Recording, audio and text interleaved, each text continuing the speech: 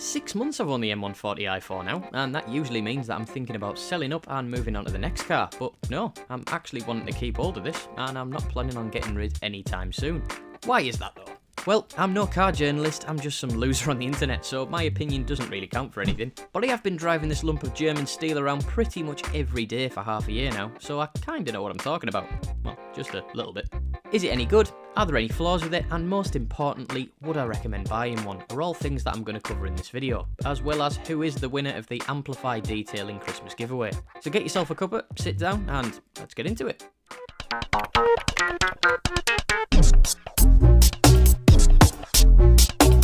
Now for me, the M140i is the nicest car that I've owned, there's no doubt about it. If you're coming from a Merc or something from the VW family, you might have a different opinion to me, but since all my cars previous have been Japanese lunchboxes, it's definitely an upgrade. And after the first 6 months, the novelty hasn't worn off, which is a pretty good sign.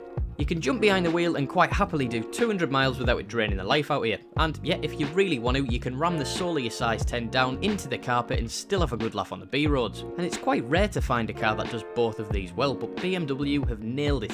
I am glad that I held out for one with a really nice spec, but after being on the forums for a while, it is probably cheaper and a hell of a lot easier to source and buy a bog standard one and then just retrofit the options that you want yourself. I know everyone bangs on about it, but the ProNav in my opinion is a must-have. It looks so much nicer than the standard display that just looks like an iPhone 4 sellotape to the dash. And there are some owners that say the Harman Kardon audio upgrade isn't worth it, but the sound quality is banging, so I'd recommend that all day long too. Now, I'd never complain about a car having too much power, especially since all I did when I had my GT86 was whinge about the lack of oomph they had. But you do really have to think about when you want to give it the beans, because it literally takes like just over 2 seconds for you to be breaking the national speed limit if you give it a squirt coming out of a 30 zone. Pair that with rear wheel drive and it doesn't matter if you've got an auto box like I do, it'll have you on your toes. Even with all the driver aids turned on, you can still have a decent enough twitch out of the back end to make your back end start twitching too, especially in the wet with cold super sports on.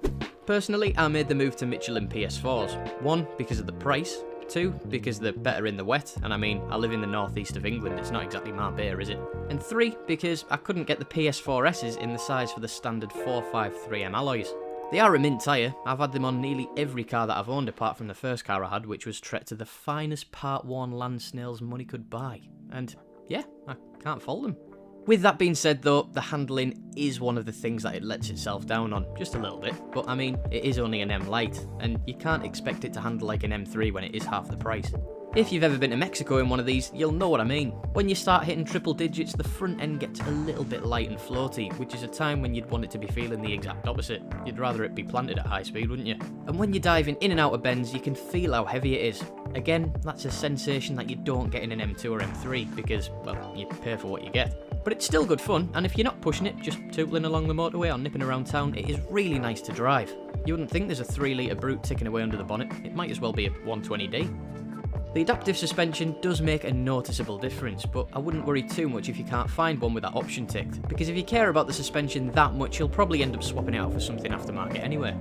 I won't go into massive detail about running costs because I have literally just made a video about that. I'll stick a link to it at the end of this vid. But I was pleasantly surprised. It's not as bad on fuel as I thought it'd be. I get about 300 miles to a tank, if I take it steady. And somehow the tax is only 150 quid for a year. That's less than our last Civic.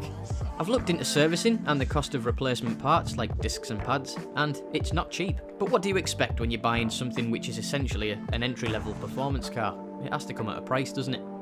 So then, as for things that I've done so far, it's mainly cosmetic, apart from removing the resonators and the exhaust to make a little bit more noise. I fitted the KSB front splitter, maxed in side skirts and rear spats, and I quite like the look of the M Performance decals down the side, but I had to take it to someone who could fit those for me. It was too much of a fuck on by myself, I could not be arsed.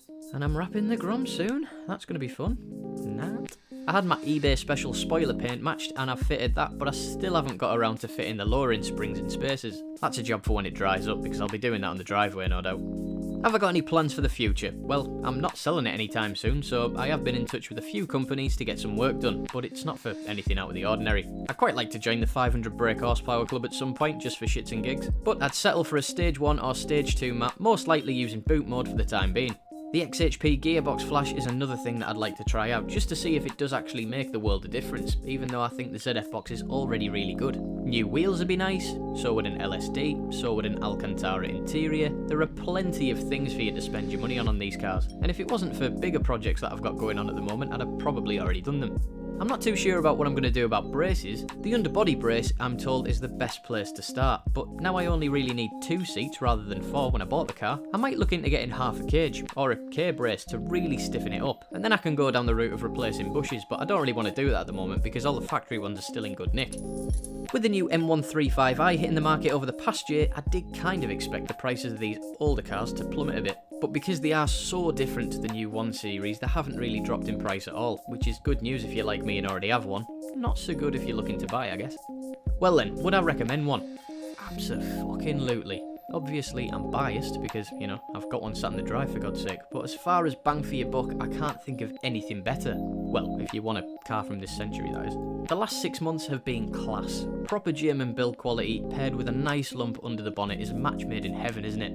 This car suits me down to the ground, and with the option to go for big gains out of the B58 motor, I'm not tired of this car just yet. Right, well, this is the bit where I usually say thanks for watching and all that, but I've got some free shit to give away, so I'm going to hand it over to Luke in the future to do the draw. In a bit. Right, so it's time to give away the Amplified Detailing Christmas Bundle. Now, all I asked you to do to be in with a chance of winning it was to leave a comment on the last video that I made.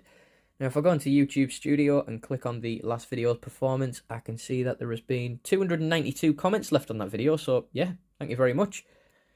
All I'm going to do to determine the winner of the bundle is to go onto a random number generator on Google. And first off, I'll generate a number between 1 and 10. So 8.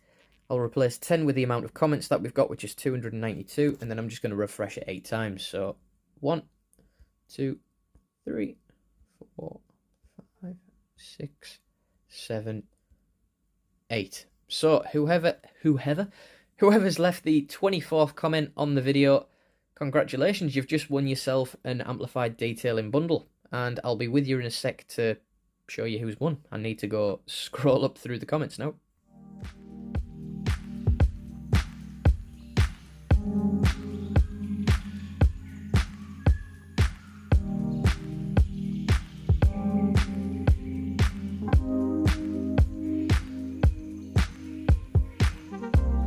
Well, now I can say it. Thanks for watching, guys. Hopefully 2021 can be a bit better than that absolute shit show of a year that we've all had. Remember to like the video if you enjoyed it and subscribe to the channel for more content and hopefully giveaways if I can sort some more out in the future.